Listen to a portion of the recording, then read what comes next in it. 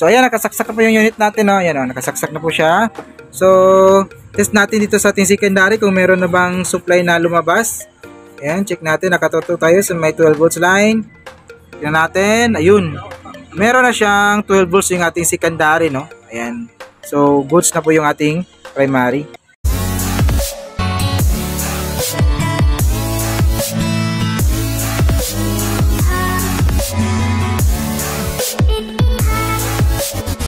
So, ayan, magandang araw sa inyong lahat mga paps, no? Bale, meron tayong tanggap ngayon. Isang Samsung 43 inches LED TV pa lang to. Then, ito kanyang board. Bale, yung dinala ng mayari is yung board lang, wala yung panel. So, ito lang yung dinala, nilagay ng carton. Bale, nagawa na natin to dati. Yung nagawa natin dito is yung ito. Yung kanyang diode, tsaka yung filter capacitor, 12 volts. Bale, pinalitan po natin yan. So ngayon naman nakita natin, binalik yung board. Ayan, o. May sumabog po dito sa kanyang primary side. Ayan, itong capacitor na ito. Iwan ko lang kung anong value nito.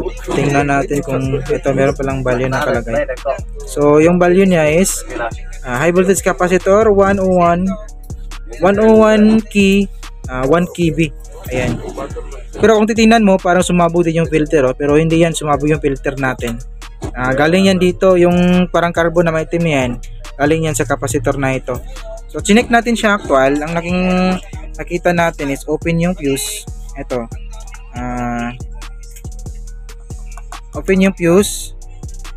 Tapos, chinek natin, okay yung kanyang diode. Ito yung bridge diode niya. Filter, hindi naman siya grounded. Itong connecting from negative to ground, itong fusible resistor na to, okay naman, normal. Chinek natin yung MOSFET, okay din, hindi naman shorted. So yung chinek natin yung mga ganitong problema kasi, ang pinakadelikado is yung ating PWM. So yung PWM natin is ito siya. Ayan, ito yung PWM natin. So pwede natin itong ma-check kung shorted ba or open ba mula dito sa kanyang filter capacitor. Ito yung kanyang filter ng ating PWM, 22 UF over 50 volts. Pwede natin i-check dito kung shorted ba or open yung ating PWM, kasi hindi tayo sigurado kung naapektuhan ba yan sa pagsabog nito.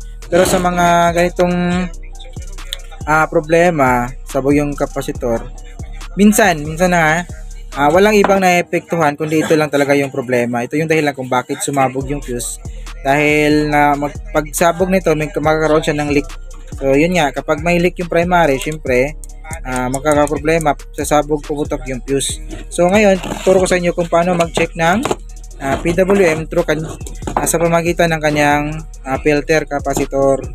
So wait lang. Ayan. So baliktarin natin yung board. Ito yung kanyang filter, no? Ayan. Daan natin yan. So dito siya.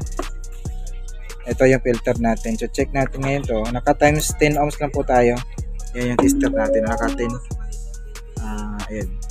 Naka 10 ohms. Times 10 ohms. So ito yung primary filter natin. Check natin to. Filter natin yung ano niya. Ito is Brad. So yung reading, tutok ko dito, titest ko. Ayan. So yung reading niya, normal. Ayun, nasa 5. Na-point siya sa 5. So normal yan. So kapag makakaroon to ng leak, pag meron tong reverse resistance, ibig sabihin niya may leak yung ating PWM. So dapat walang reverse resistance na tayo masukat kapag binaliktad natin yung ating test probe. So baliktarin natin yung test probe natin. Ayan. Baliktarin natin. Tapos tutok ko dito. Ayan.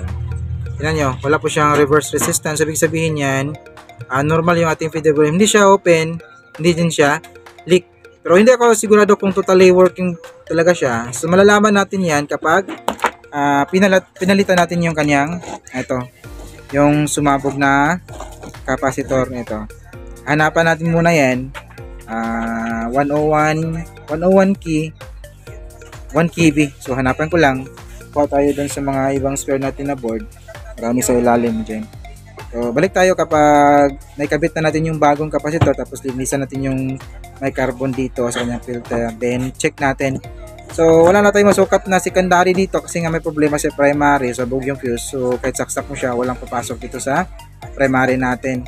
Kung lalagyan mo siya ng fuse tapos hindi mo ito napalitan, sabog ulit yung fuse mo kasi nga may problema na po yung linya ng ating primary. So, balik tayo kapag nakahanap na tayo ng capacitor. So, ayan mga boss, bali na palitan na po natin. Bali ba yung number yung ginamit natin dito instead of 101, wala tayong mahanap na 101. Ginawa natin 221 1 kb yung pinalit natin. So, pwede na yan, walang problema yan. Kahit hanggang 331 to 471, pwede pa yan ipalit sa 101. Basta may 1 doon sa kanyang pang last na number. So, medyo malapit pa kasi yan eh. So, pwede rin 2 kb kapag walang 1 kb. Ayan.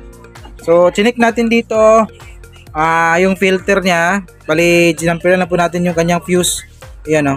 Nag-jumper lang po tayo. Bali, yung kanyang fuse is 3 amperes. So, meron tayong magnetic wire. Dinoble natin yung pang-jumper natin para makuha natin yung 3 amperes. Ayan. Then, chinik natin yung linya. Ito. Check natin, no. So, wait. Ito, nagkabulbuhol na yung natin dito, So, saglit lang at kunin ko muna yung natin kasi medyo mahirap kasi one hand tayong gamit natin. So, ano ba to? Bakit nagkabulbuhit lang? Sandali.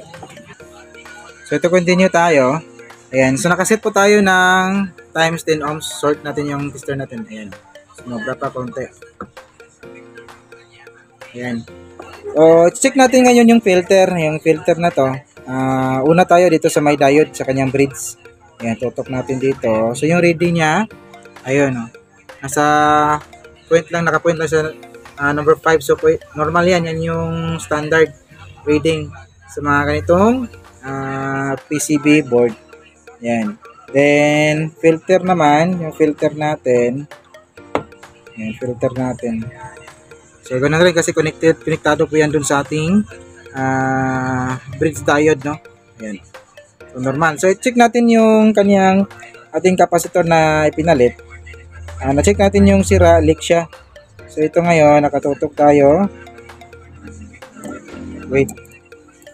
Yan. So, walang reading, di ba? Walang reading. So, balikan natin yung ating test probe. Ayun, oh. So, normal din yung kanyang reading. Ito pa. Ayun. Ayun, oh. Normal din yung kanyang reading. So, nung ma-check natin dito, so far so good. Walang problema dito sa ating primary. Matapos ating palitan yung kanyang capacitor. So, pwede na natin itong mga ganong pagtitest, pwede natin paanda rin yung ating power supply board. So, dito muna tayo. Dapat pala, meron na nakalimutan. Dapat i-check din natin yung ating easy line ng ating bridge diode. So, easy line. Tutok natin easy line. So, dapat wala tong reading. Dapat open yan. So, yun, goods, normal. Ayan. So, saksak na natin, Ito. Meron na tayong dito. Tawag yan. RC, easy cord. So, yung C cord pala yung cord niya. Saksak na natin to. Ayan.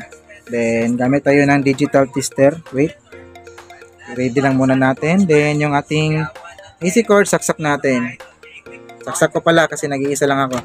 Ayan, saksak na. Saksak ko. Then, magtitest tayo. Dapat nakaabang kasi tayo dito sa ating secondary kung meron mang lalabas. Pero, wala tayong cameraman. So, ganun talaga. Tutok na natin dito. Ayan. So, ground yung ating negative side. So, dito tayo sa may positive side ng ating 12 volts. 12 volts, nakatutok tayo. Ayan. So, meron na tayo nasukat na.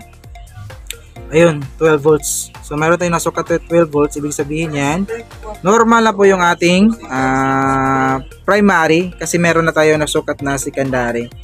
So, kasi board lang yung dinala ng mayari. So, siyempre siya na magtitest nito kung proliferated na ba yung board niya. So, yung nakita nating troubleshoot natin is primary. So, meron nang lumabas na secondary. Sa atin normal na yan. So, ito lang yung problema na nakita natin yung capacitor. Ito na to. Palitan na natin. So far, walang ibang problema. Okay yung PWM. So, meron na rin siya secondary. So, So, yun lang. Yun lang yung gusto ko yung bahagi sa araw na to. At sana kahit paano may nakuha kayong ideas ng ginawa ngayon mga paps, no? May good viewers as always. And this is your service running Cruise Tech. See you on the next video. Bye-bye.